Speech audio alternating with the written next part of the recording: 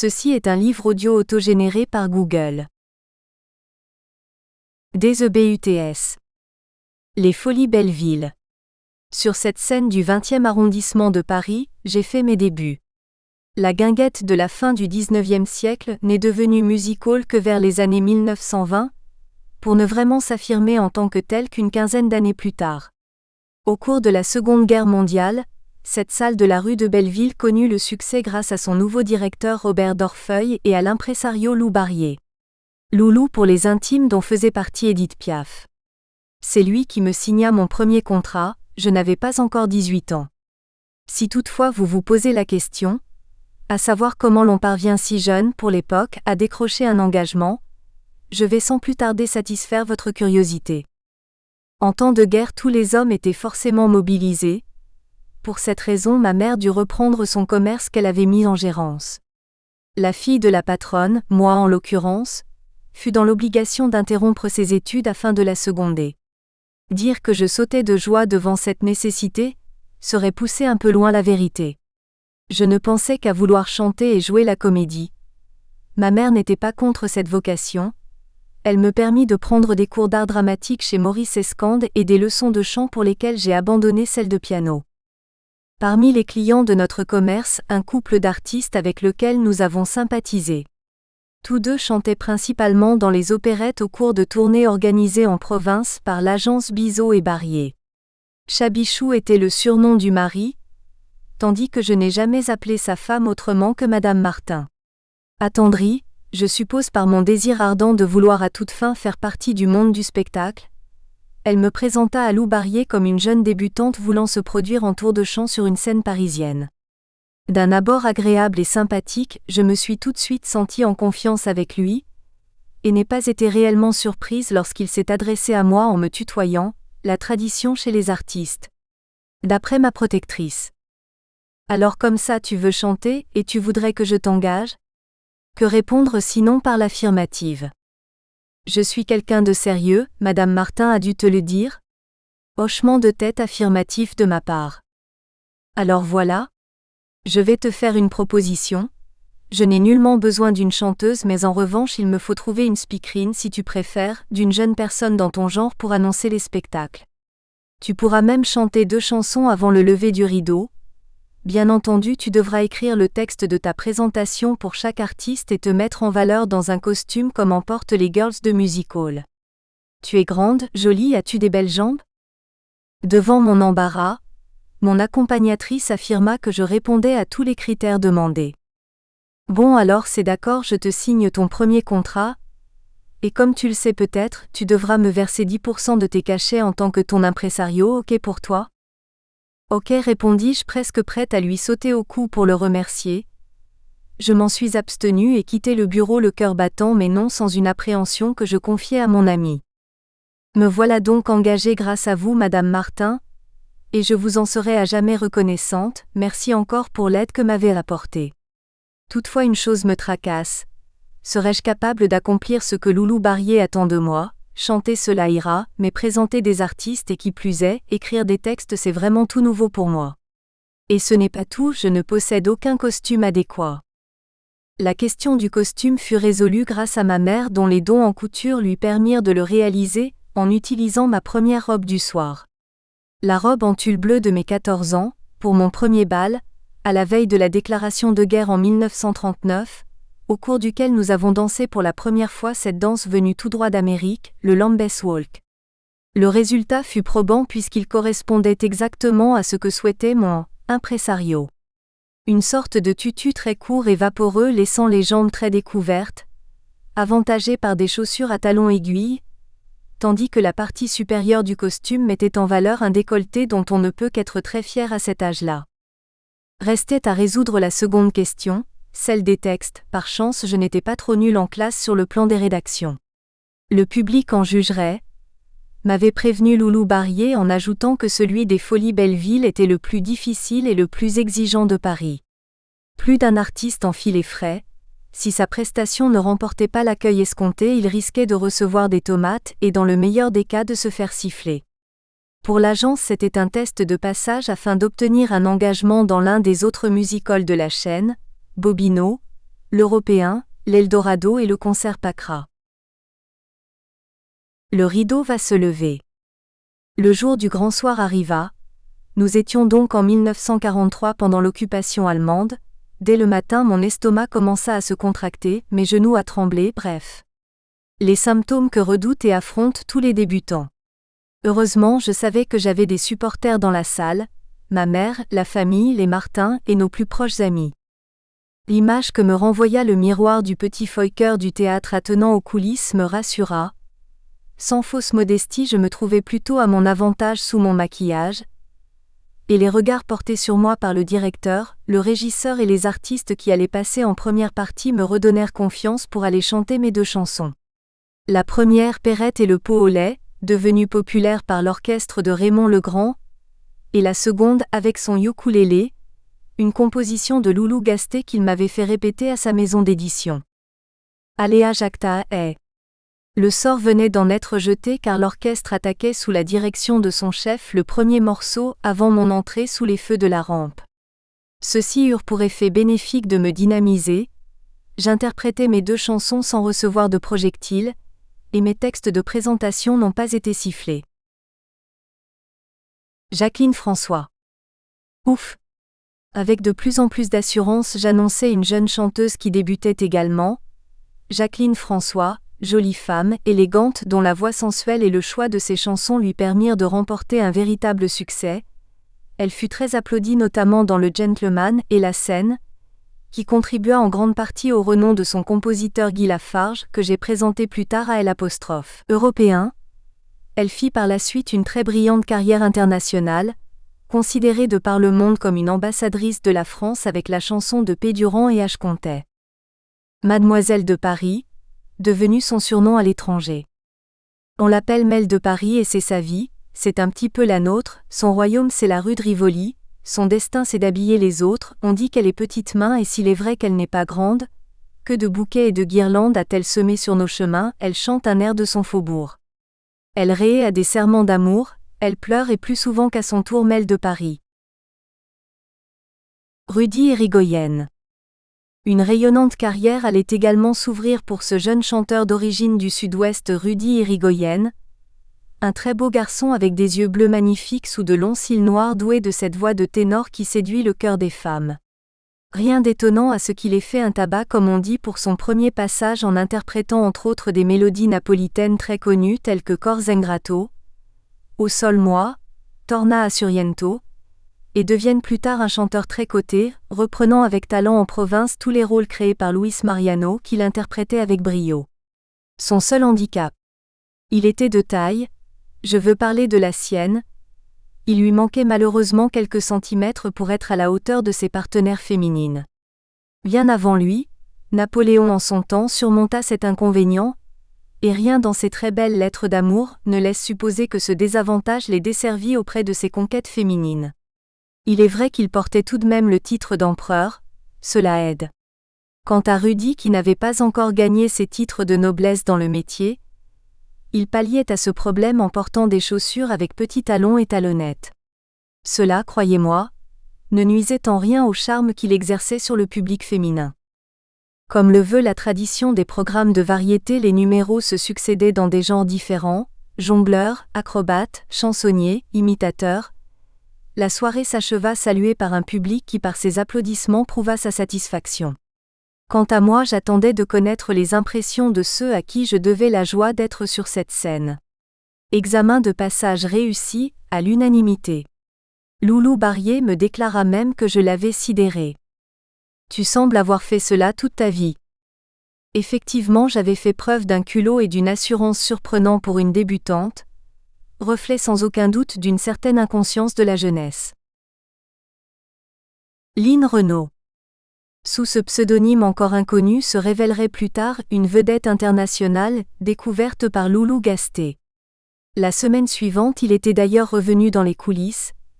Il me présenta une toute jeune fille, plutôt timide, dont le regard bleu couleur de ciel deviendrait bientôt célèbre.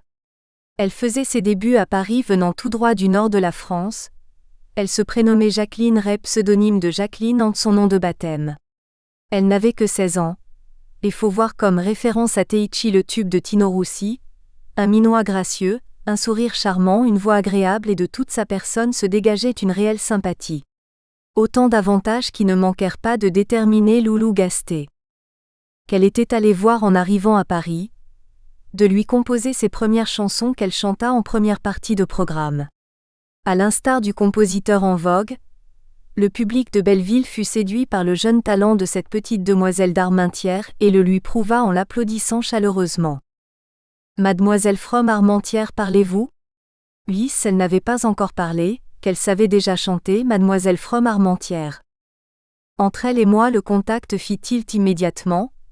Nous avions sensiblement le même âge, un caractère identiquement optimiste et une inaltérable bonne humeur. Entre la matinée et la soirée, Loulou Gasté nous invita toutes les deux à prendre un pot. C'est au cours de ce petit moment passé ensemble qu'il m'a semblé déceler chez lui une attirance particulière pour la jeune Jacqueline qu'il avait considérée jusqu'alors simplement comme une interprète de ses chansons parmi les autres.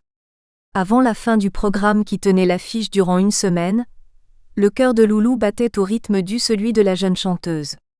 Un grand amour venait de naître dont j'avais été le témoin. Il a duré avec bonheur pendant toute une vie à deux après leur union célébrée en 1950. Le public des Folies Belleville était assez pittoresque, mis à part bien entendu les amateurs de music-hall qui venaient des beaux quartiers de Paris pour assister au changement de programme à l'affiche toutes les semaines. Ils se targueraient ensuite d'avoir été les premiers à découvrir de nouveaux talents, en supputant leur chance de devenir un jour des vedettes. Les véritables familiers, les habitants du quartier venaient en voisin.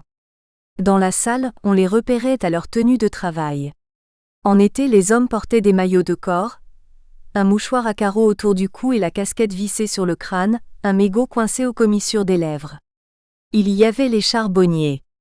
Les bougnats comme on les appelait, qui livraient les sacs de charbon sur leur dos, des déménageurs, des vitriers, des rémouleurs, tous les petits métiers qui étaient encore en activité à cette époque. Les femmes, le plus souvent des marchandes des 4 saisons, qui à longueur d'année dans la rue de Belleville poussaient par tous les temps leurs voitures à bras, chargées de fruits et de légumes, criaient à tue-tête pour attirer les chalands. On les reconnaissait à leurs tabliers noirs plissés qu'elles portaient sur d'amples jupes, à leurs chemisiers aux manches retroussées. Elles avaient le verbe haut et ne manquaient pas de vocabulaire pour manifester leur admiration ou leur désapprobation. J'ai bien cru encourir cette dernière, le jour où en matinée je n'ai pas arrêté de bafouiller presque à chacune de mes interventions. J'étais arrivé au théâtre avec 40 degrés de fièvre. Je ne vous surprendrai pas en vous disant que je n'étais pas au mieux de ma forme. Aussi à la fin de la représentation j'ai décidé d'aller prendre un grog au petit bistrot à côté des Folies. Autour du comptoir se pressaient la plupart des personnes du coin qui venaient d'assister au spectacle. Je n'ai jamais été aussi spontanément et aussi gentiment entouré par des gens que je ne connaissais pas, s'inquiétant de mon indisposition et voulant absolument m'offrir ma consommation. D'emblée je me suis senti adopté et réconforté dans cette ambiance chaleureuse et amicale. Au cours de plusieurs semaines consécutives j'eus l'occasion de présenter un très grand nombre d'artistes parmi lesquels un jeune chanteur Bruno Cocatrix interprétant ses propres compositions. Il passait dans les premiers numéros du programme. Chacun de nous aurait été bien étonné d'apprendre qu'un jour, il présiderait aux destinées de l'Olympia. Également Suzy Delair qui avait le vent en poupe depuis le grand succès obtenu par sa création de la chanson, avec son tralala. Je mentirais en disant que je conserve d'elle un souvenir sympa. Elle s'est montrée très condescendante au point de vouloir me faire payer la photo dédicacée que je lui demandais. Devant mon refus, elle m'a tout de même signé son image, mais petit format. Heureusement les vraies vedettes n'ont pas, pour la plupart, la grosse tête. Beaucoup sont venus faire leurs adieux aux Folies, Ouvrard. Charmant vieux monsieur toujours aussi volubile dans son tube, je ne suis pas bien portant. Le clown Achille Zavata, l'un des meilleurs parmi les spécialistes en pitrerie. Marcel Borda, découverte par Lucienne Boyer, la créatrice de la fameuse femme à barbe. Une forte voix de basse surprenante chez cette petite femme à la corpulence en rapport avec sa taille et à la gouaille faubourienne. À chaque programme figurait sur l'affiche le nom d'un chansonnier, René Paul, Pierre-Jean Vaillard, Champy au bagou manquant totalement de raffinement, Marcel Dieudonné. Tous ironisaient avec esprit sur le nombre des tickets, les roses, les bleus. Sur le tabac qui n'en était pas, le sucre qui n'avait de sucre que le nom, dans les restaurants la viande servie sous la purée, il fallait presque une loupe pour la découvrir. Dee Dreisel, de son vrai nom André Grandvalet, a créé le personnage de Pied-d'Alu, un paysan au langage résolument optimiste avec bien entendu l'accent du terroir. Parmi ses histoires, il racontait celle d'un monsieur installé à une table dans une brasserie, commandant un demi au garçon qui le lui sert sur une soucoupe en feutre marron. Le client commence à déguster sa bière, puis après avoir examiné de plus près la soucoupe en grignote un petit morceau, reboit un peu de bière et peu à peu dévore la soucoupe en entier et termine son verre apparemment satisfait. Rappelant le serveur, il demanda: « Garçon, je voudrais un autre demi mais cette fois sans gâteau. » 3. Paris sous la botte des Allemands. La semaine où se produisait l'un des plus spirituels spécimens d'humour français, Robert Roca, j'ai vu en rêve qu'au moment de mon annonce devant le rideau après l'entracte, impossible de la faire, une bagarre venant d'éclater dans la salle. En arrivant au théâtre, je m'empressais en riant de raconter ce songe à l'intéressé. La première partie du spectacle se déroula normalement. Après l'entracte, aussitôt le morceau d'orchestre terminé, j'écartai le rideau pour annoncer le chansonnier. Impossible. Dans la salle, c'était le chahut complet entre les gens installés au balcon et ceux assis dans les fauteuils d'orchestre. Effectivement, une altercation suivie d'une bagarre opposait le personnel du théâtre à un spectateur qui n'avait pas payé sa place.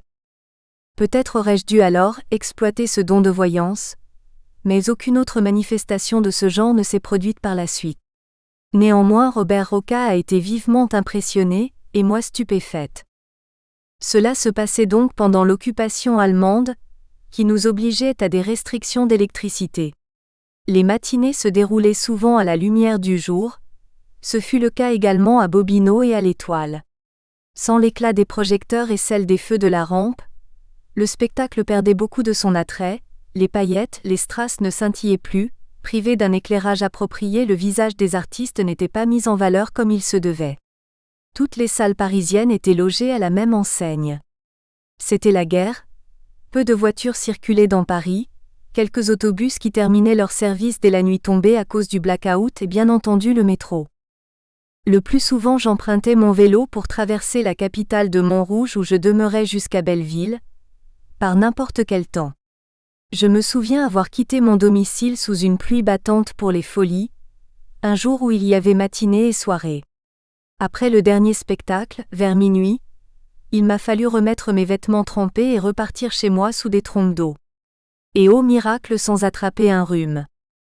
Au mois de mai de la même année, Loulou Barrier me proposa d'aller présenter un gala à Orléans. Seconde expérience du genre, la première avait eu lieu un mois plus tôt au Mans. Je n'en ai pas conservé un souvenir mémorable, sinon qu'il faisait un temps splendide. Découvrir une ville de province sous le soleil ne manque pas de charme, ce qui n'a pas été le cas pour Orléans. À notre descente du train en ce jour de la fête de Jeanne d'Arc, il faisait un vent glacial épouvantable, il tombait des cordes. L'organisateur venu nous accueillir à la gare, nous emmena directement au théâtre. Conséquence du temps sans doute, l'établissement privé de chauffage nous parut triste et désolé, les loges poussiéreuses sans confort. La joie quoi? Pas question de se laisser aller au découragement, le mieux était de défaire nos bagages et installer nos accessoires de maquillage. C'est en soulevant le couvercle de ma valise que je constatais avec consternation l'étendue des dégâts. Mon flacon de Philpa de chez Bien-Aimé s'était ouvert. Son contenu répandu sur ma jupe longue en satin bleu nuit spécialement commandée pour la circonstance sur le conseil de Loulou Barrier préférant cette tenue pour une scène de province, à celle plus sexy que je portais habituellement à Paris. Depuis le début de l'occupation allemande nous étions privés de tout. Sur le plan de l'alimentation nous ne pouvions nous procurer aucune denrée sans ticket. Cela faisait des mois que les chaussures en cuir ne figuraient plus dans les vitrines des chausseurs. Elles étaient remplacées par des souliers à semelles de bois qui claquaient sur tous les trottoirs. Quelques-unes étaient même articulées dans le but de rendre la marche un peu plus souple. Les semelles compensées en liège étaient les plus prisées, et présentaient l'avantage de pouvoir se faire recouvrir du même tissu que celui employé pour la confection des vêtements. Les tissus quant à eux étaient tous synthétiques. C'était le cas pour ma tenue complétée par un corsage en dentelle blanche dans la même matière. Quant aux bas de soie, sans lesquels le vrai chic parisien perdait de sa valeur, les collants n'existaient pas encore. Ils étaient introuvables ou à des prix exorbitants comme tous ceux pratiqués dans le domaine du marché noir. Pour pallier cette carence, des firmes de cosmétiques eurent l'ingénieuse idée de fabriquer un liquide coloré, destiné à remplacer ce petit accessoire féminin indispensable. Toutes les femmes ou presque sortaient avec les jambes gainées de ce produit censé faire illusion. Pour que celle-ci soit plus complète, à l'aide d'un crayon noir spécial, on essayait tant bien que mal de se dessiner une couture derrière la jambe, ce qui nécessitait d'une part d'avoir le compas dans l'œil, ce qui risquait de compromettre la vision, et de l'autre l'aide d'une main secourable pour la tracer de façon rectiligne. La répétition pour le soir terminée, on nous conduisit à notre hôtel. Je me vis attribuer par la patronne du lieu une sorte de petit réduit en forme de couloir dans lequel il y avait un lit pour une personne. Cela tombait bien, j'étais seule, appuyée contre le mur de façon à ménager un petit espace entre lui et le mur d'en face. Une chaise et une petite table complétaient l'ameublement. Devant mon air perplexe et ma déception évidente, la patronne qui depuis mon entrée dans la chambre ne me quittait pas des yeux me fit alors cette proposition inattendue. « Est-ce que cela vous conviendrait davantage d'avoir une plus grande chambre avec salle de bain ?» « Bien sûr que oui, répondis-je sans hésiter. « Et demain matin un bon chocolat avec des croissants ?» Comment refuser une aussi alléchante perspective ? Oui, 1000 fois oui. Alors c'est d'accord, je vais faire transporter vos affaires à l'étage supérieur, et ce soir en rentrant vous pourrez vous reposer dans une magnifique chambre. Sans penser une seconde à combien allait s'élever le coût du changement, je partis en direction du restaurant où nous avions rendez-vous pour déjeuner. Auparavant au pas de course, il me fallait faire 2 kilomètres à pied avec ma jupe sous le bras pour me rendre à l'usine de teinturerie ouverte le samedi matin. Une chance dans mon malheur. Le directeur, un homme sympathique et avenant, me reçut très aimablement. Aurais-je omis de mentionner que je n'avais que 18 ans? Il me promit de faire le nécessaire et de me prévenir aussitôt du résultat. Il me fit même raccompagner en voiture de service munie d'un laissez-passer par l'un de ses employés. Le déjeuner avec toute la troupe se déroulait dans une excellente ambiance, ce qui ne m'empêchait nullement d'être anxieuse au sujet de ma jupe.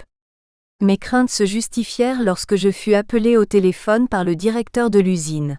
« Chère petite demoiselle, me dit-il, je suis navré de vous l'apprendre, votre jupe longue doit à présent vous arriver au-dessus du genou, conséquence désastreuse de l'effet du produit employé sur le tissu synthétique. Je vous propose exceptionnellement de revenir le plus tôt possible, bien que l'usine ferme le samedi après-midi. Avec l'une de mes assistantes, nous essaierons de remédier à ce problème. » Sans bouger, je restai debout 2 heures durant, pendant lesquelles tous deux s'évertuèrent à tirer sur le bas de ma jupe pour tenter de lui faire retrouver sa longueur initiale. Les efforts sont toujours récompensés, dit-on. Ce fut le cas. En prime, le directeur de l'usine refusa tout règlement de ma part pour le dérangement que je leur avais occasionné. Aussi, avec reconnaissance, je me suis confondue en remerciements. Il m'a assuré alors qu'il se ferait un plaisir d'assister à la soirée de gala. Effectivement, il était présent au premier rang et devait admirer le résultat de son opiniâtreté sur ma jupe, car il ne m'a pas quitté des yeux du début à la fin du programme. À part Émile Prudhomme qui était alors un accordéoniste très en vogue et son orchestre, je suis incapable de me rappeler le nom des autres artistes composant le spectacle qui avait attiré un nombreux public. Après un petit souper entre nous tous, nous avons enfin regagné notre hôtel. Comme promis la patronne, une femme replète, à la crinière d'un roux ardent et au maquillage que je jugeais un peu outrancier pour une directrice d'hôtel, me conduisit à ma nouvelle chambre. Ô merveille! Spacieuse, chauffée, confortable, meublée avec goût. Elle me montra la salle de bain attenante, et m'invita même à profiter de la baignoire et des sels parfumés. Après toute la cavalcade de la journée, me prélasser dans l'eau chaude ne pourrait que me procurer le plus grand bien. Aussi me glissai-je dans l'eau avec délice, fermant les yeux pour mieux apprécier ce moment de douceur. Soudain il me sembla sentir une présence dans la pièce. J'ouvris les yeux et horrifié je vis sur le seuil de la porte un officier allemand dans son uniforme vert de gris qui me regardait avec convoitise, me sembla-t-il. Je me mis à crier de toutes mes forces. « tant et si bien que la patronne très en colère fit irruption me traitant de petite oie blanche, d'idiote et j'en passe, m'ordonna de sortir du bain et de regagner la première chambre qu'elle m'avait attribuée. Prestement je rassemblai mes affaires. Revêtu d'un peignoir, je dégringolai l'escalier soulagé de retrouver mon couloir et ravi de m'en être tiré à si bon compte. Et bien entendu pas de chocolat ni croissant demain matin, me cria la madame. J'ignore son prénom en claquant furieusement la porte derrière elle. Le lendemain, après avoir difficilement trouvé le sommeil, j'appris que tous les hôtels de la ville non réquisitionnés par les Allemands étaient pleins à l'occasion de la fête de la Pucelle. Elle et moi nous étions deux. Pour cette raison on nous avait logés dans le seul endroit disponible, une maison de passe. La tenancière maîtresse des lieux pensait certainement que nous étions au courant. Elle en profita pour essayer de m'amadouer, misant sans doute sur ma jeunesse inexpérimentée. À mon insu, elle avait cru bon de procéder à ce petit arrangement avec l'occupant. Après mon départ de la chambre, mécontent de ce contretemps, le Fridolin, nom donné aux Allemands pendant la guerre, s'en prit à l'entremetteuse en hurlant des imprécations dans la langue de Goethe. Pour ma part je n'avais qu'une hâte, quitter cette ville inhospitalière au plus vite. Toutefois avant de reprendre le train pour Paris, nous devions tous nous retrouver au théâtre pour procéder à une petite formalité importante, toucher notre cachet de la soirée.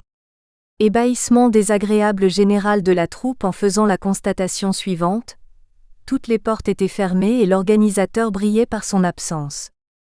Essoufflé, le gardien arriva pour nous apprendre l'indélicatesse de ce monsieur parti, avec la caisse. Imaginez notre triste mine sur le quai de la gare. Et alors ? Zorro est arrivé. Quelques minutes avant le départ du train, j'ai vu accourir vers moi, un bouquet de fleurs à la main, le directeur de l'usine qui m'avait si obligeamment tiré d'embarras. À ma grande surprise, cet homme ayant l'âge d'être mon père, m'avoua être tombé amoureux de moi et prêt à m'épouser. Ce fut ma première demande en mariage pour le moins insolite et surtout la dernière fois que je mettais les pieds dans cette ville du Loiret. 4. A. Revoir Paname. De retour à Paris, je demandai gentiment à Loulou Barrier de ne plus me proposer d'aller faire des galas en province. Pour me consoler de mes péripéties orléanaises, il me fit signer mon premier contrat pour Bobino. Pour moi cela signifiait une sorte de promotion. Je quittai donc les Folies Belleville pour Montparnasse et la rue de la Gaîté. Bobino. Vous vous demandez sans doute d'où vient ce nom, à première vue un peu bizarre ? C'était celui d'un pitre qui faisait la parade devant le petit théâtre du Luxembourg entre 1800 et 1830. Cet artiste s'appelait Say et son pseudonyme était Bobino. En 1885, une entreprise fit édifier les Folies Bobino et obtint l'autorisation de reprendre l'enseigne. À partir de là, les directeurs se succédèrent à rythme assez soutenu. En 1934, Mitty Goldin, qui était l'homme fort du moment, bien épaulé par Yves Bizot, l'associé de Loulou Barrier et l'administrateur Marcel Chaillet, quitta Bobino pour se consacrer exclusivement à l'ABC. Les deux Castille père et fils lui succédèrent. Alcide père s'occupait de l'autre music-hall de la famille, l'Européen, à la place Clichy. J'y reviendrai plus tard. Et Alcide Octave présidait aux destinées de Bobino, sacré grand music-hall de la rive gauche. La salle était très accueillante dans les tons rouge et or, les couleurs de presque tous les théâtres, de dimensions beaucoup plus grandes que celles des Folies, avec un balcon et un promenoir au fond de la salle derrière le dernier rang de fauteuils. Le lourd rideau à l'italienne était manipulé avec compétence par Fernand le régisseur, aidé par un ancien artiste de cirque atteint d'une claudication prononcée, conséquence d'une chute de trapèze. D'emblée tous deux m'ont adopté, ainsi que le très sympathique Maurice Boulet, le chef d'orchestre. L'ambiance était on ne peut plus détendue et presque familiale. Alcide Octave Castille me prit sous son aile protectrice et en me surnommant la Vierge de Bobino. Ce qui était toujours le cas. Georges Guettari. À l'affiche du premier programme que je devais présenter étaient inscrits les noms des compagnons de la chanson, le chansonnier Jean Rigaud, la chanteuse Yvette Giraud, des attractions bien entendu, et Georges Guettari, ex-Georges Lambros Warlow, ex-boy protégé, de Mistinguett au Casino de Paris, dont c'était le premier passage en tant que vedette américaine avant l'entracte. Ce très beau garçon de type grec, et pour cause, Au regard pénétrant, à la stature avantageuse, était accompagné au piano par son oncle János Janopoulos. Dès son entrée en scène, sa séduction fut immédiate, les yeux des femmes étaient rivés sur lui. À la fin de la première chanson Caballero, sa voix de ténor aux accents métalliques particuliers avait capté l'attention du public féminin. Ensuite, par son interprétation de cette très jolie valse des regrets, sur une musique de Brahms, il y avait de la tension dans l'air, elle augmenta après qu'il eut chanté Si vous voulez savoir. En me voyant chanter tout seul au clair de lune, vous avez deviné que j'étais amoureux, et vous vous demandez est-elle blonde ou brune? Pourquoi me questionner, vous êtes trop curieux. Le succès allait donc crescendo, et avec sa dernière chanson Robin des Bois de Francis Lopez, il avait conquis l'ensemble du public féminin se bousculant pour l'attendre à la sortie des artistes. Pour la première fois un samedi en matinée, de jeunes spectatrices se ruaient en criant et follement excitées devant la porte close. Fernand fut dans l'obligation de braquer sur elles le jet de la lance des pompiers pour les faire déguerpir. La mode de casser les fauteuils n'était pas encore dans les mœurs de l'époque au grand soulagement, j'imagine, du directeur. Donc, on peut dire que c'est à partir de 1943 que la véritable carrière de vedette de Georges Guettari, nom emprunté avec une petite variante à Guettari, localité du Pays Basque, a débuté. À cette époque il avait encore son nez d'origine, un peu trop busqué à son gré mais qui à mon avis, lui conférait une forte personnalité. Elle s'est trouvée un peu émoussée par la suite, lorsqu'il décida de confier son appendice nasal à un chirurgien esthétique, mais la gloire n'en pas moins été au rendez-vous. Vous surprendrai-je? En vous disant, non je ne le pense pas, que le fait de se tenir durant tout le spectacle dans les coulisses attendant le passage de chaque numéro, vêtu de costume dévoilant une partie de son anatomie, la présentatrice est la cible de propositions émanant des artistes masculins émoustillés papillonnant autour d'elle, tels des fourmis autour d'un pot de miel. Les premiers temps, à plus forte raison lorsqu'on est très jeune, c'est on ne peut plus flatteur, mais bien vite on doit se rendre à l'évidence. Votre séduction personnelle n'entre pas précisément en ligne de compte, chacun tente sa chance, l'homme propose, la femme. J'en ai fait l'expérience avec Georges Guettari. Il m'avait aimablement demandé de passer dans sa loge, pour me dédicacer sa photo. Confiante, je frappai à sa porte mais dès qu'elle fut ouverte il m'attira à l'intérieur, me plaqua contre le mur, m'embrassa sur les lèvres et prenant ma main, il la dirigea sur l'objet de sa virilité triomphante. Effarouché, je poussai un cri, fondis en larmes et partis en courant dans ma loge. Un peu plus tard dans le cours de la soirée, ayant sans doute appris par Fernand mon statut de chaste et pure de Bobino, paraissant très gêné, il est venu me présenter ses excuses accompagné d'un bouquet de fleurs. J'étais encore sous le coup du choc. Cette réaction ressentie de ma part eut pour effet de faire sourire le régisseur m'expliquant que je devais m'attendre à être fréquemment en butte à ces sortes d'approches. Celle dont je venais d'être l'objet, n'était certes pas du meilleur goût. Dans les années 40, les établissements scolaires ne comportaient pas de classe mixte. Les jeunes filles n'avaient pas accès comme maintenant à l'éducation sexuelle. À part la possibilité de glaner quelques petites phrases dans les livres, exemple Lady Chatterley qui faisait scandale tout comme le livre de Boris Vian J'irai cracher sur vos tombes, qu'on lisait en cachette. Elles ne connaissaient rien de l'amour à part celui avec un grand A, l'amour romantique présenté dans les films. Les baisers sur l'écran étaient chastes mais tout aussi troublants, peut-être même davantage que ceux que l'on voit actuellement en gros plan où les partenaires se dévorent la bouche goulûment, langues entremêlées d'une manière qui manque parfois même souvent d'esthétisme. La TV n'existait pas, donc pas d'image à se mettre sous la rétine, susceptible de vous ouvrir les yeux sur des perspectives inconnues. Dans les kiosques à journaux, aucune publication suggestive n'attirait le regard des garçons et filles, recherchant des photos à sensation. Les affiches publicitaires dans le métro et les magazines de mode n'avaient pas recours à des photographes lubriques pour mieux faire vendre leurs produits. On ne parlait pas de contraception, de préservatifs, ce qui n'empêchait pas les idylles de se nouer et de se dénouer, mais surtout le sida connaissait pas.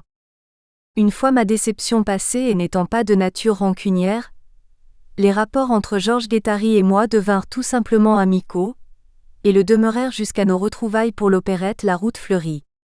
Il me révéla avoir une petite amie, jeune chanteuse ayant déjà un petit nom dans la profession, Jacqueline Cadet.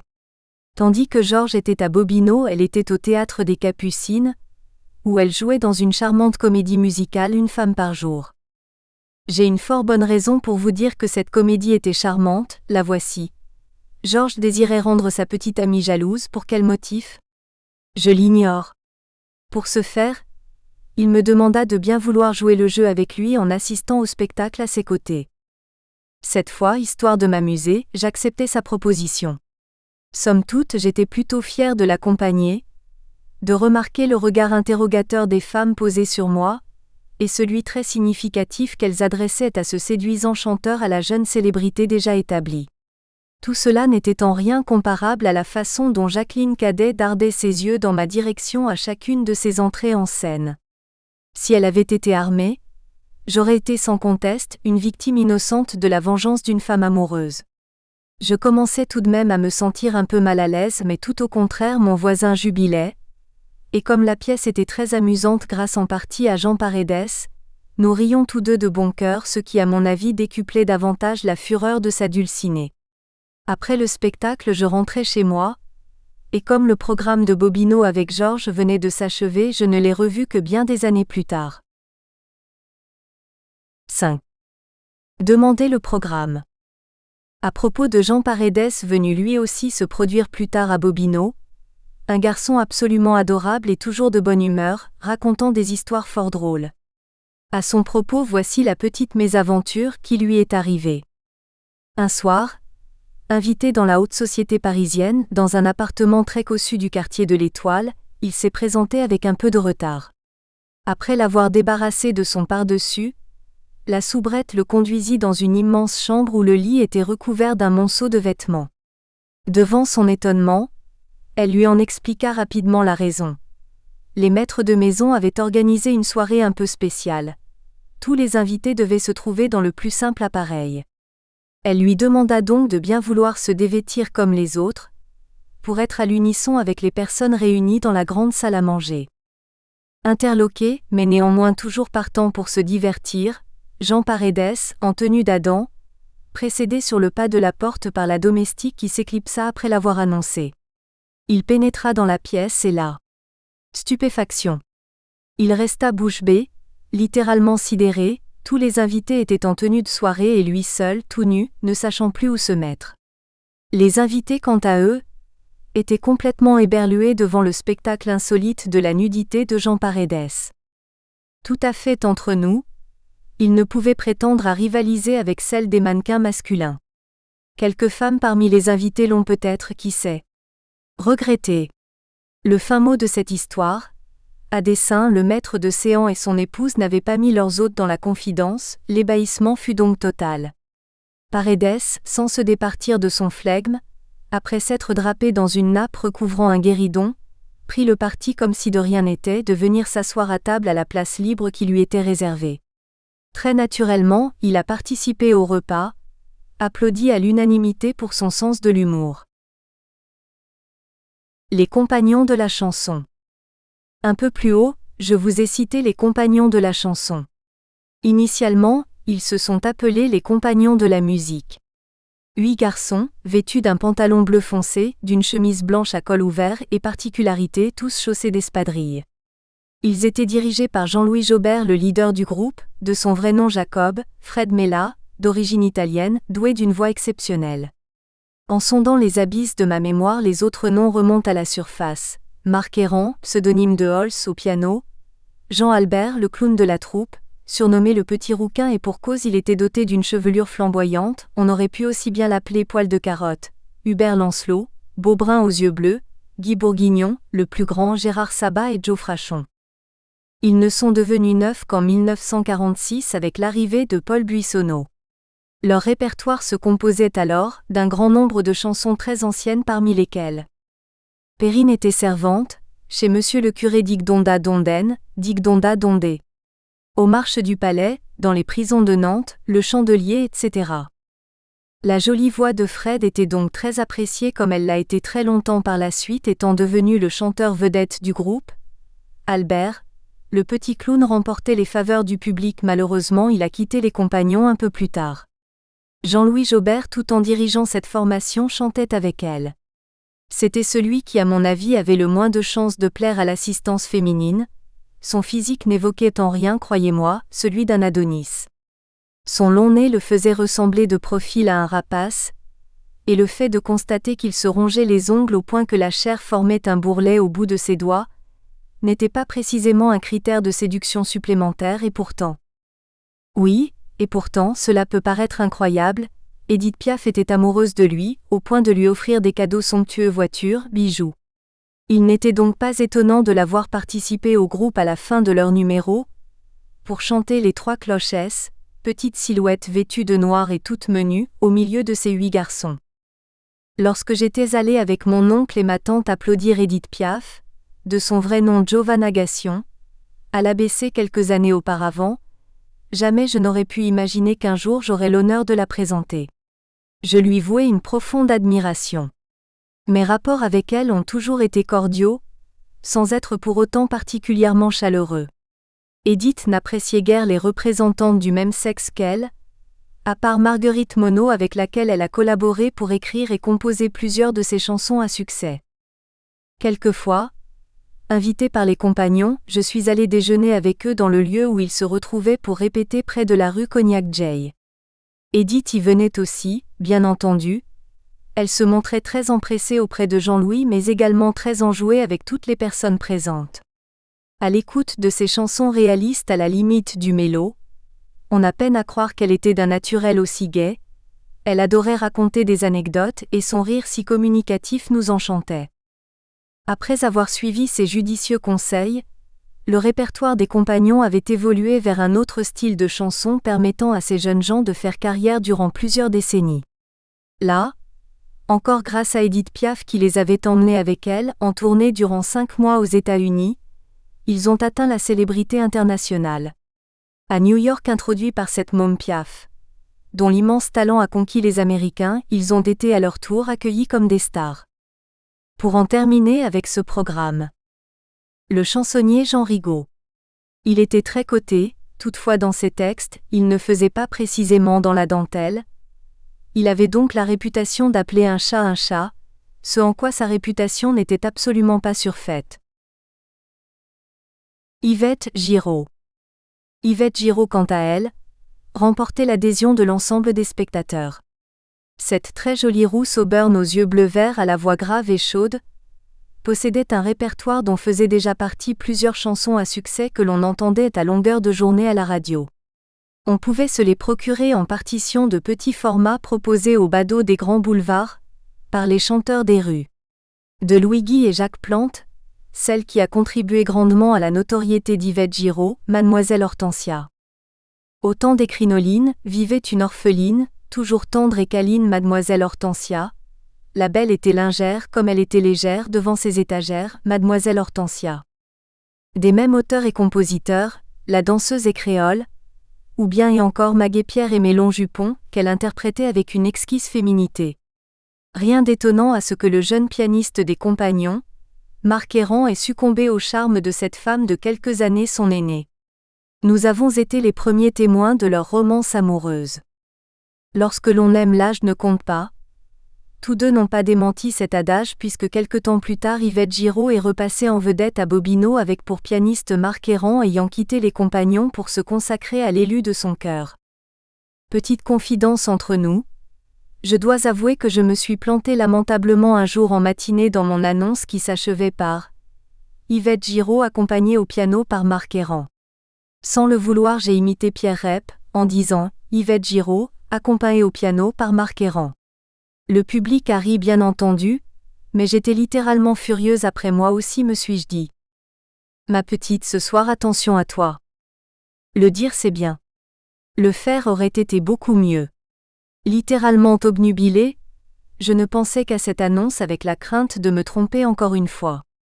La peur n'évite pas le danger, disait ma grand-mère, ce en quoi elle avait raison. Car le moment venu j'ai redit la même chose accompagnée qu'au piano, même réaction de l'assistance.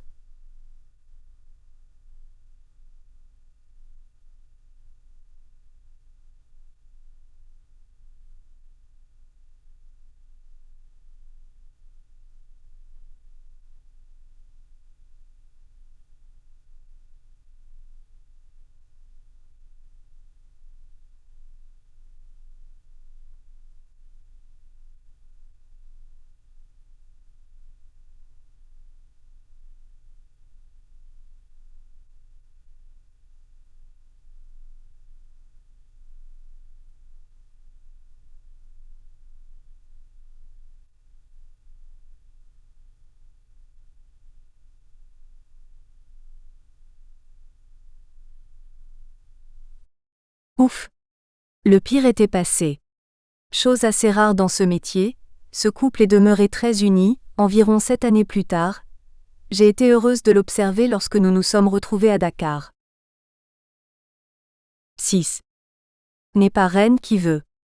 En voyant mon nom sur les programmes, un grand nombre de personnes me demandaient s'il s'agissait de ma véritable identité ou bien d'un pseudonyme. Reine je le suis, je le jure. La couronne en moins. À la fin du XIXe siècle, mon grand-père paternel Édouard Rennes fit la connaissance d'une très jeune fille arrivant de son Espagne natale dans le but de trouver un emploi. Édouard avait alors 26 ans. Il tomba fou amoureux des yeux de braise de la toute jeune Léona Fernandez. Il la demanda en mariage, mais elle n'avait pas encore 15 ans. Il dut attendre 3 mois supplémentaires pour obtenir l'autorisation de l'épouser, grâce à la dispense accordée par l'administration. Le troisième des 4 garçons nés de cette union, fit du nom de la famille, dont l'origine remonte à 1568 à Montargis, un emblème dans le monde de l'aéronautique. Il s'appelait Marcel et devint un véritable héros national, auquel 2 de ses petits cousins Hubert Rennes et Thierry Rennes ont consacré un ouvrage paru en 2002 sous le titre « Marcel Rennes, héros de l'aéropostale ». Tout comme son père et ses frères, il naquit sous le signe du Sagittaire à Aubervilliers le 1er décembre 1901. Dans ce quartier de Paname, à l'opposé de Passy, où le petit Marcel n'eut aucune difficulté à acquérir le langage des vrais titis parigots. En 1912, toute la famille s'installa dans une propriété bourgeoise au parc Saint-Maur. Féru de mécanique, il entra à l'école professionnelle malgré le désir de mon grand-père qui le destinait au commerce. Dès sa 15e année, Marcel n'avait qu'une idée en tête, devenir aviateur. Il trouva un allié en la personne de son grand frère Maurice. Lui aussi aurait voulu devenir pilote pendant la Grande Guerre mais n'avait pu réaliser son rêve en raison d'une grave blessure. Demeuré un fervent de l'aviation et comprenant l'aspiration du jeune garçon, il le fit profiter des relations amicales qu'il avait conservées dans ce domaine. L'aspirant pro du manche à balai obtint une bourse de pilotage et sous l'impulsion du prestigieux A de l'acrobatie Fronval, le jeune Marcel obtint son brevet civil pour s'engager dans l'armée de l'air. Affecté dans un régiment de chasse, il s'y fait très vite remarquer par sa virtuosité. Une fois démobilisé, Marcel entra aux lignes aériennes Latécoère à Toulouse et devint très vite l'un des meilleurs pionniers pour participer au grand projet d'ouvrir la voie au transport régulier du courrier postal, ce qui lui valut d'être affecté en 1925 à la ligne Casablanca-Dakar. Assurer l'acheminement du courrier représentait un défi presque permanent pour l'équipage de ces petits avions qui n'étaient munis d'aucun des perfectionnements logistiques actuels. Il fallait se fier à l'instinct, à la chance. Aucun radar à leur disposition, et leur seul lien avec la Terre était uniquement la radio. Elle aussi n'était pas aussi performante que maintenant. C'est alors que Marcel Rennes est devenu l'un des artisans de cette épopée surhumaine par-dessus les 1500 km du Rio de Janeiro et de la Mauritanie. Tous les pilotes qui ont participé à la ligne aéropostale n'avaient qu'un objectif: amener le courrier, synonyme de mission importante, à destination coûte que coûte, prenant des risques afin d'aller toujours plus vite. Dans ces régions le plus souvent hostiles, il y eut des pannes et des captivités. En 1925, Marcel Rennes fut victime de la première de ces captivités, il en connaîtra 3. Il était âgé alors de 24 ans, mais paraissait plus jeune. Le 21 décembre, il partit d'Agadir au petit jour avec un interprète marocain. Après avoir parcouru une centaine de kilomètres, il aperçut des bouffées de fumée sortir de son capot. Le moteur s'arrêta net à 800 mètres d'altitude. Pas de terrain propice à sa portée. En planant, il se dirigea vers le rivage et c'est à 300 mètres de l'océan qu'il se posa sur un sol plein de forbes et d'épineux. Son train d'atterrissage venait de céder, mais il se retrouva sur les coffres sans une égratignure. C'est alors que surgirent autour de lui plusieurs Marocains à l'attitude menaçante, appartenant à la tribu d'Esbadia. Rennes et son interprète furent frappés à coups de poing et de pied. L'interprète voulut parlementer et couvrir son pilote, il reçut un coup de poignard. À cet instant décisif, mon oncle lui cria « Dis-leur qu'il y a plein d'argent dans l'avion ». Ces simples mots ont sauvé l'équipage car les assaillants se sont précipités vers l'avion. Seul, un petit groupe demeura auprès des 2 hommes. L'interprète leur expliqua non sans fébrilité que le pilote et lui représentaient une forte rançon. Durant ce temps, Ren s'était affublé d'un turban, d'un burnous pour ne pas attirer l'attention des indigènes qu'il pourrait rencontrer, et avec 3 Arabes chargés de le surveiller s'enfuit vers l'intérieur. C'est de cette façon qu'il est arrivé chez le doyen du douar, vénérable vieillard dont les 3 fils l'ont escorté jusqu'à lui. À partir de cet instant, raconte Joseph Kessel, Ren lui a confié en souriant qu'il avait vécu peinard en achevant son récit par sa conclusion préférée, sorte de philosophie à tout faire contre les hommes, les éléments et le destin. Ah! Les vaches! Ce n'est qu'au bout de 8 jours qu'il fut racheté par le service de renseignement de Tiznit. En juillet 1927 pour la seconde fois, après un atterrissage forcé, mon oncle fut fait prisonnier par des morts, mais son emprisonnement ne dura que quelques jours, ce qui ne l'empêcha pas de vivre des minutes terribles et des heures d'angoisse. Palabres, menaces, là encore promesses de rançon, séjour sous les tentes, retour à dos de chameau. Ces pénibles épreuves une fois traversées, Ren remonta en avion et reprit son vol régulier au-dessus des mêmes lieux. Et c'est ainsi qu'un matin du mois de juin 1928, à l'aube, un avion piloté par mon oncle accompagné de l'ingénieur Edward Serre et d'un interprète marocain, vint heurter dans la brume une haute dune du Rio de Oro, dans le Sahara espagnol. Sortis indemnes de l'appareil inutilisable, les 3 hommes furent aussitôt entourés et pris en otage par des Reguibat, nomades et guerriers morts appartenant à une tribu particulièrement avide et farouche.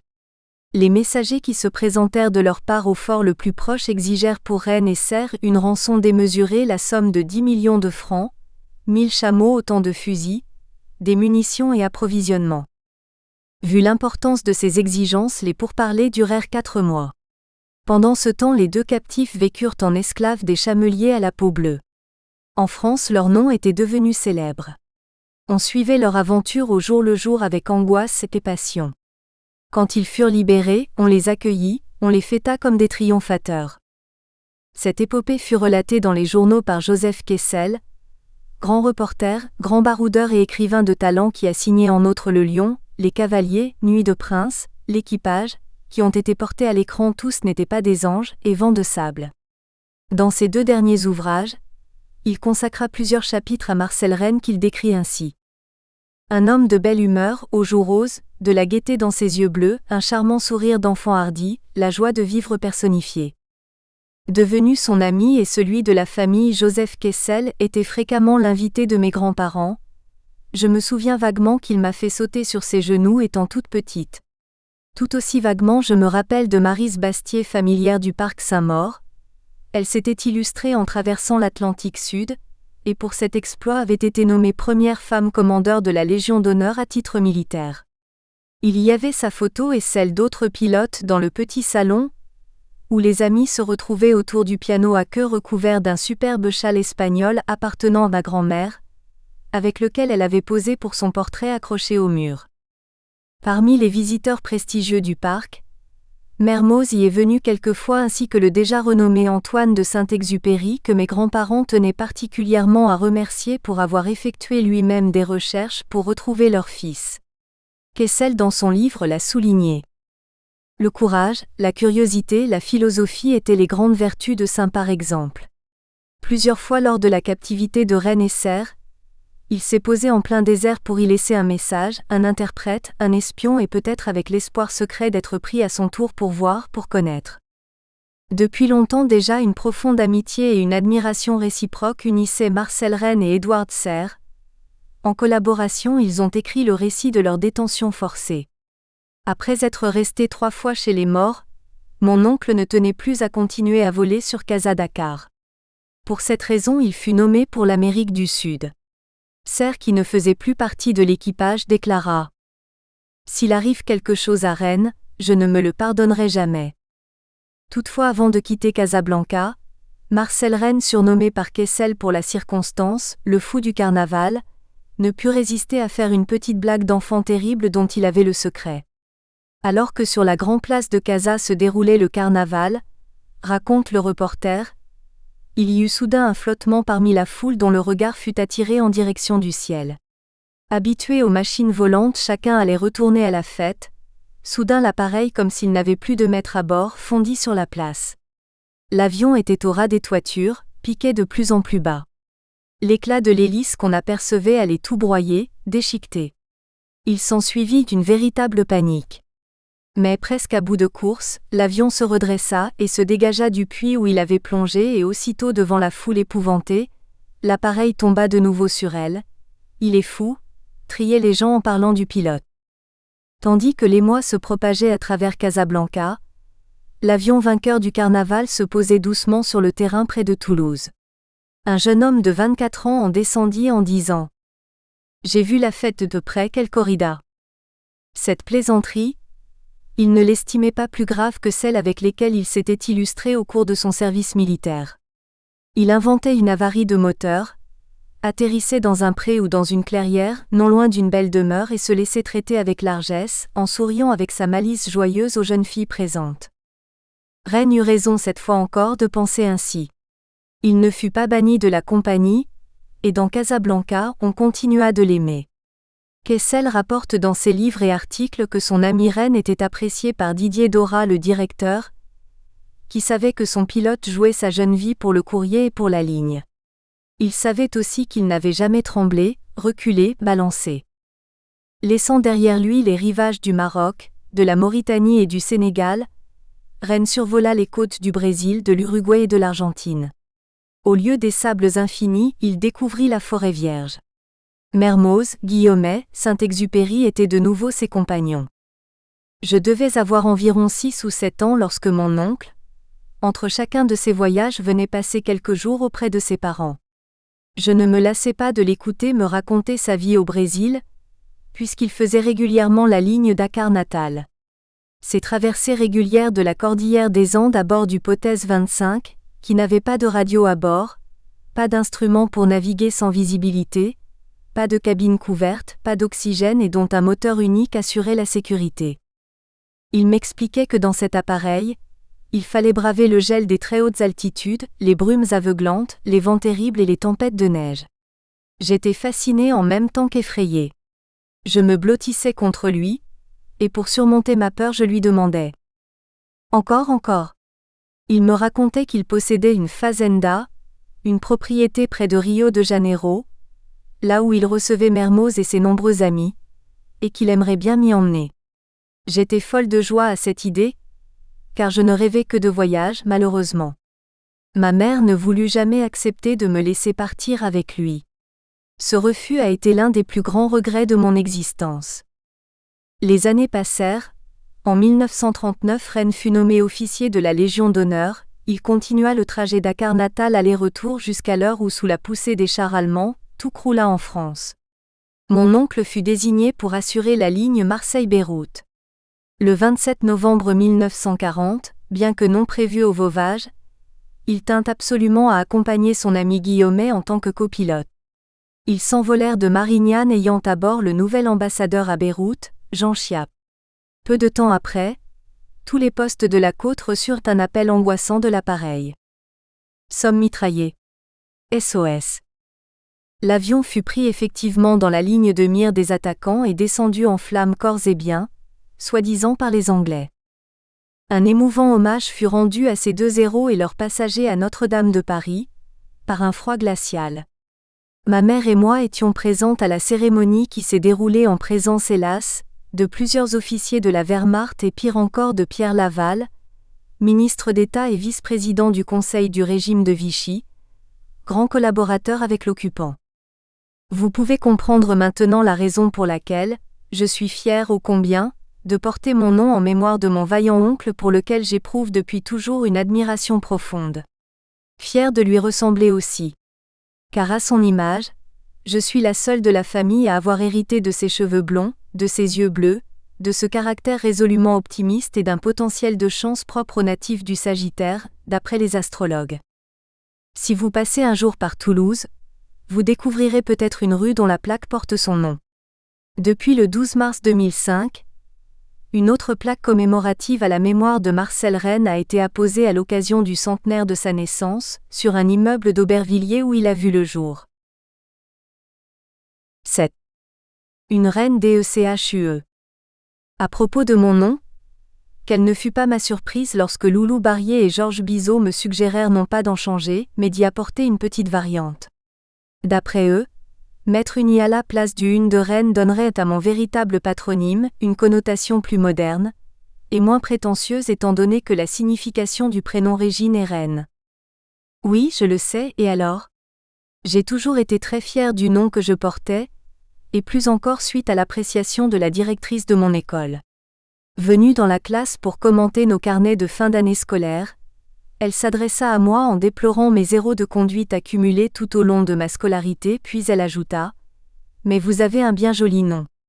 Il vous est facile d'imaginer que cette opinion flatteuse éclipsait de loin mes médiocres résultats. » Il est vrai que j'étais particulièrement dissipée, ne pensant qu'à faire rire mes camarades.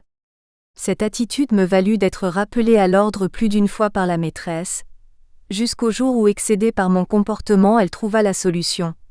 Sur son estrade, on installa à mon intention un bureau perpendiculaire au sien afin qu'elle puisse m'avoir en permanence sous les yeux. L'effet escompté fut différent. Me voyant déjà sur la scène, j'en profitai pour faire davantage de pitreries. Et voilà que pour me produire sur une autre scène, une vraie, on me demandait de changer d'identité. Bien entendu, je refusai tout net, mais devant l'insistance conjuguée de mes deux agents artistiques, je finis par accepter de me rendre à leur raison en figurant sur les affiches et les programmes en tant que Régine Reine. Lina Margie. Une chanson ralliait alors tous les suffrages des auditeurs, que ce soit à la radio, dans les bals, dans le répertoire des chanteurs des rues, composée par Borel-Clair et Dréjac, A. Le petit vin blanc. A. Le petit vin blanc qu'on boit sous les tonnelles, quand les filles sont belles, du côté de nos gens, et puis de temps en temps un air de vieille romance semble donner la cadence pour fauter, dans les bois, dans les prés, du côté de nos gens. Elle était fredonnée dans tous les milieux, et contribua vivement au succès remporté par sa créatrice Lina Margie. Le nom de cette chanteuse populaire se devait donc de figurer au fronton de Bobino, et il le fut assurément pour ce nouveau programme. D'une taille moyenne, plutôt dodue, vêtue d'une longue robe blanche, les cheveux coiffés en coque superposés comme le voulait la mode de ces années 40, Lina Margie avait un visage très agréable et de toute sa personne émanait une réelle sympathie qui incitait les spectateurs à reprendre avec elle les chansons de son tour de chant. Le chaud regard de ses beaux yeux noirs se posait avec insistance surtout sur les premiers rangs du public, vu qu'elle était atteinte d'une myopie affreusement gênante. Pour se présenter en scène, elle laissait à son mari dans les coulisses le soin de garder ses lunettes sans lesquelles elle ne pouvait rien distinguer à moins de 2 mètres d'elle. Au moment des saluts, nous étions tous très attentifs à sa sortie de scène. Une fois le rideau fermé, lorsqu'elle revenait saluer une dernière fois par le milieu du rideau, nous le tenions entrouvert afin qu'elle puisse se diriger sans peine vers les coulisses. Un soir au milieu des bravos, on entendit un grand bruit suivi d'exclamations effrayées poussées dans la salle. Lina s'étant approchée trop près de la rampe venait de tomber dans la fosse d'orchestre sur les musiciens, ce qui eut pour conséquence heureuse d'amortir sa chute. Plus de peur que de mal de part et d'autre, au grand soulagement de tous et de notre vedette en particulier. Les instruments eux-mêmes ont bien résisté au choc. Petit retour à cette mode de la choucroute, terme employé pour désigner l'échafaudage de cheveux sur le dessus de la tête adopté par toutes les femmes à cette époque.